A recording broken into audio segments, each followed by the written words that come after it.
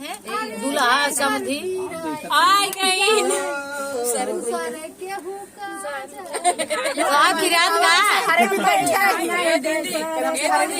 लगा दे तू एक हम गाँव थे एक गाय लेते हाँ चलो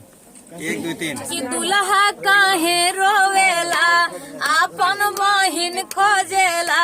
दूल्हा काहे रोवेला अपन बहिन खोजेला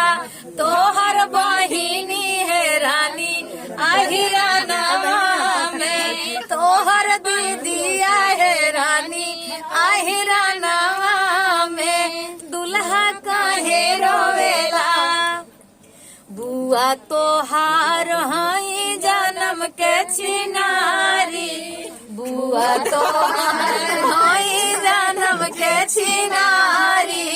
पुलिस दारोगन के भरैया कवारी पुलिस दारोगन के भरैया कवारी गाजर मूली भंटा खोजै कोई रानवा में तोहर बहिनी है रानी अहिरानावा में तोहर दीदिया है रानी अहिरानावा में समधी काहे रोवेला। और सुना मौसी तोहार बड़ी बनली पवित्र यरवन के अपने बोलावेली भीतर मौसी तोहार बड़ी बनली पवित्र यरवन के अपने बोलावेली चिकना चिखे जाली हो तो दारू खानावा में तोहर बहिनी है रानी कोहरा नावा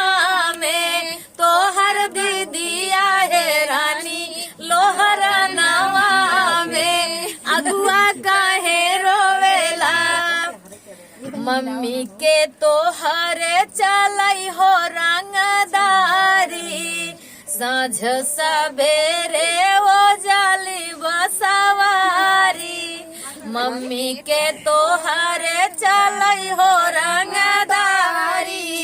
साँझ सवेरे वो जाली बसवारी भेड़ा खोजई जाली हो तो